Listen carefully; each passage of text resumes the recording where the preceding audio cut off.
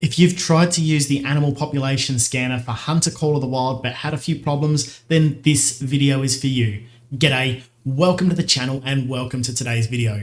My name's Matt, but you will know me as WFX Malice. Now, I've released a few videos on this topic over the last year showing how to use it, how to install it, and also a questions and answers video for people that are having a few problems. But I seem to get the same comments quite often about people not being able to open up the zip file and people not being able to find their save games. So I'm going to show you a couple of little tips to help you along the way. Let's get started. Firstly, we're going to head to the Nexus Mods website. Link will be in the description below, and we're going to make sure that this is the latest version. We can see this was updated on the 24th of July 2022, which is about a month and a half ago at this point in time. We're going to make sure that we get the latest version here. Manual download. We're going to choose slow download because I'm using the free account. Once that's downloaded, we're going to open that 7-zip file. Now you can use WinZip, I'm using WinRAR, or any other unzipping application. We're going to grab that folder and we're just going to drop it straight onto our desktop. It's that simple to unzip it.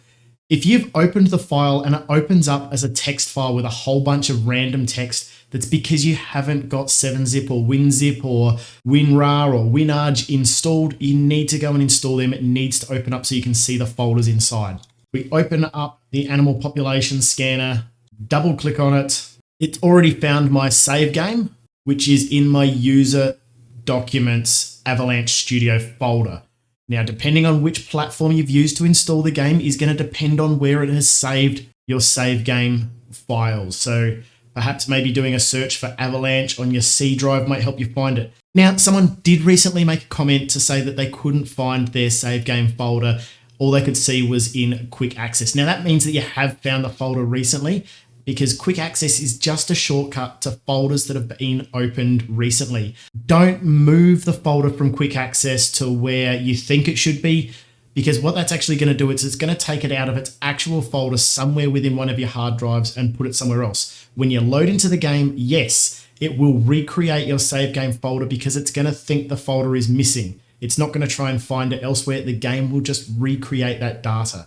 Instead, what you want to do is right click on the folder within your quick access, choose properties, and from there you can see exactly whereabouts that folder exists on which hard drive. If you're new to the channel, guys, please consider hitting the subscribe button. It does help the channel out. If you've liked this, give it a thumbs up. And if you've got any more comments or questions, please leave them down below and I'll try to help you out the best that I can. Thanks for watching, and we'll see you in the next video.